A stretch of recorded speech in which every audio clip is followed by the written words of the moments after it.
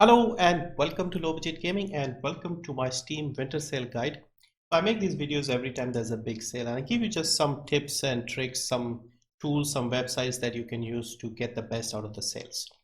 So as far as we know, the sale will start on the 20th of December, Thursday, according to the leaks. And the leaks were right for the previous two sales, the autumn sale and the Halloween sale. So we are expecting it to be correct on this occasion as well.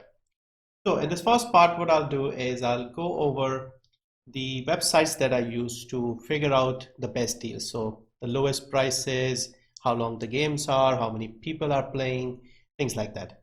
And then I'll give you some personal tips in the second half. First up, we use SteamDB to find out the historical lows for a game. And this is quite simple. It has a lot of tools for you, and you can just simply search the game and find out what the lowest price is. You can find out the price in different countries, things like that. So let's search one quickly to give you an example. So let's go with Stardew Valley. So this is something I'm interested in. Let's see what the lowest price has been. So we see Stardew Valley game DLC. Let's click on game. And here you have the information and the prices in all these countries. So for me, Indian rupee, current price is 479 and the lowest recorded price is 287 at 40%. So 40% has been the lowest price so far. If you look at some other regions, you can see the US dollar is down here, 14.99, lowest again 40%, but 8.99. Of course, prices are different in different regions. So for me, the lowest would be around $4, and for the US region, it's about $9. So, and you have all the other countries in the middle as well. Usually, the Euro region, the Swiss franc, Polish zloty, British pound, these are the countries in the bottom half, and countries like India, Turkey, Russian ruble, these would be in the lower, in the top half or the lower price region. You can also check when the sales start. You can go into this section and let me just note this, and you can use this to find out the lows, the historic lows. So the blue means this is a new low, historic low, and green means equal lowest. So it has been as low as this before. So you can also do this quickly and figure out what is at a low. And you can also connect your Steam account and it will highlight the games that you already have, things like that. So useful tool. I use it all the time to find out the prices in different regions. Next is how long to beat. So this is a site where you can just simply search your favorite game or whatever game you're interested in and find out how long it is gameplay wise. So how long the story is, the single player, etc. So let's search something. Let's go with something new. Let's go with Shadow of the Tomb Raider. Where is Shadow of the Tomb Raider? Shadow of the Tomb Raider. So as you can see here, main story is 13 hours, main story plus extras 21 and a half, completion is 30. Now what you need to look for in this one is these number of people that have been polled for this survey. If the number is in blue, then there's a good number and the data is likely to be more accurate. If the numbers are in red, then not enough people have been polled, so those numbers may be a bit off. So blue means good. So main story, I polled 104 people, average is 13 hours, extras 22, completion is around 30 and a half. All play styles combined average is about 20 hours. So I think that's good value for the game, depending on what you consider good value. But yeah, 20 hours for a AAA game, I think is decent. Next is Steam charts. We use this to find out how many players are playing a game currently. Mostly for multiplayer, but you can also look for other games as well, although it doesn't really make much of a difference. So if you have a look at the top games, PUBG 425, this is the current players and this is the peak for this month. So if we click here, you'll see that historically this is where PUBG was. So up until January of 2018 it was growing and then it kept declining. So you can see up here at its peak 1.5 concurrent players average, and peak was 3.2 million. It's gone all the way down to 430, let's say, and peak is 9. And this is with the new map coming out. Well, it's not out yet, is it? I think it's on the 19th. It's out on the test servers. So yeah, it might get a bit of a boost with the new map, but PUBG is slowly declining, let's say, but still 400,000 is still a lot, but it's nowhere near what it used to be. Anyway, so you can again search a game and find out how many people are playing. So let's find something interesting. So let's go with Vermintide 2, because I want to see how many people are still active, because they're also going to release a new DLC, or maybe they have released it. I think it was supposed to come out on the 14th. So over here we have 2,250 players playing an hour ago, all time 73,000, 24-hour peak is 6. So it's actually decent, I think, for a sort of cult game niche title, let's say. It's not bad. Close to 7,000 is okay. I would like it to be over 10 to be healthy and average to be closer to 5, but it's not bad, especially because you don't really need a lot of people to be playing. You can play with bots as well, and up to 4 people play a game. So it depends on the game, but yeah, so you can use this to see the number of people playing. Next is Enhanced Steam. Now Enhanced Steam, what this does is it takes the information from the previous 3 websites that I've showed you and combines it into one, and it works as a plugin. So when you open Steam on the browser on Chrome, you'll get all that information right there instead of looking through the 3 websites. So I'll show you how it works. So we are in Steam. Let's again search something. Let's go with Shadow of Tomb Raider again. Shadow of Tomb Raider. Okay. Yes, view the page. Now this icon here, if you click on this, you just hover your mouse, you don't even need to click it. It will show you the prices in different regions. You can select these countries. I've selected these based on the audience that I have. Like most of the people who view my channel are from this region, so it will show you the price in my country. So Indian rupees 3,500. Then you have the US dollar, the British pound, euro. I've added the Polish zloty, the Brazilian real, the Australian dollar, and the Canadian dollar. So those are the countries. Next to it, the red arrow shows you the percentage difference in the regions compared to my price. So the prices are different in different regions, but the prices in the brackets, where you see the Indian rupee in the brackets, that is the currency conversion. So it's 3,500 here in India, but $60 converts to 4,300. So as you can see, it's cheaper here if it was a direct conversion.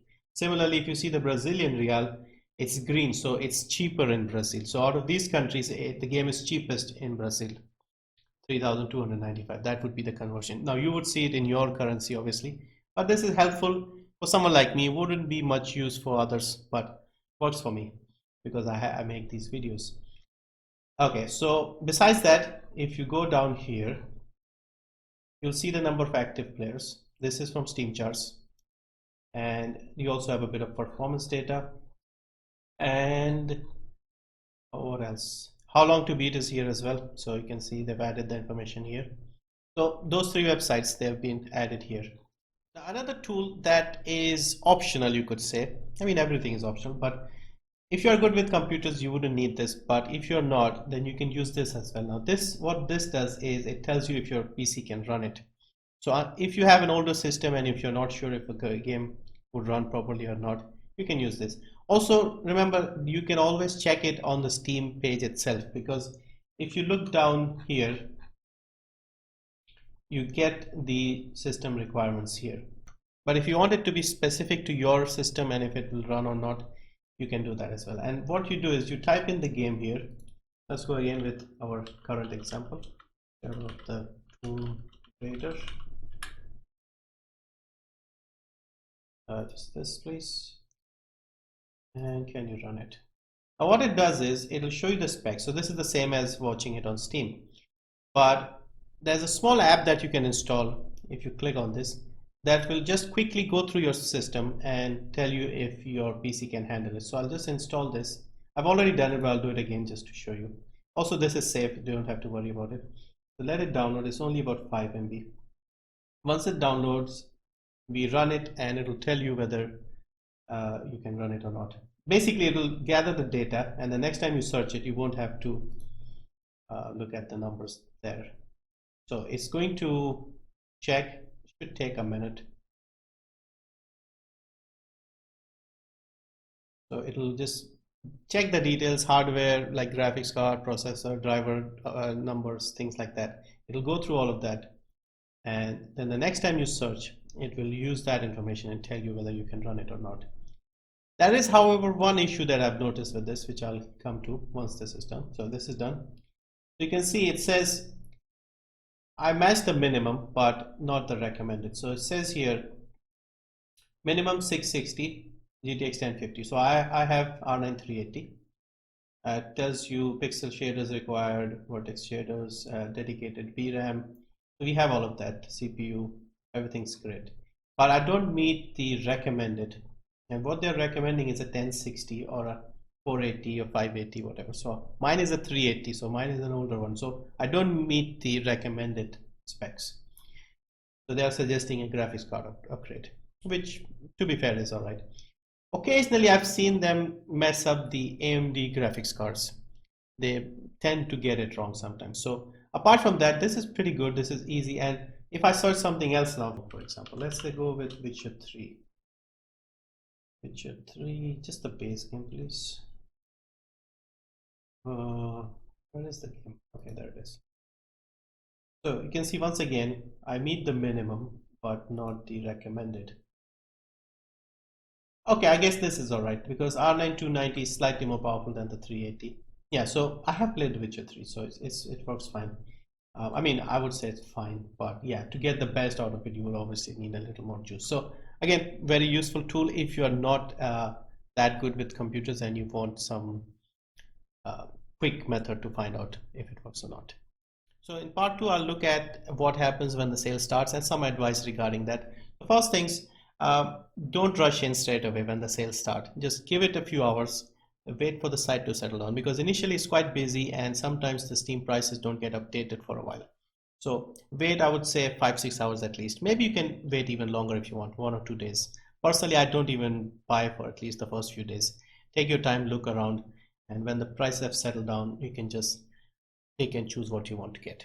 Second, if you have a lot of Steam trading cards lying around, you can just sell them and make a bit of extra cash.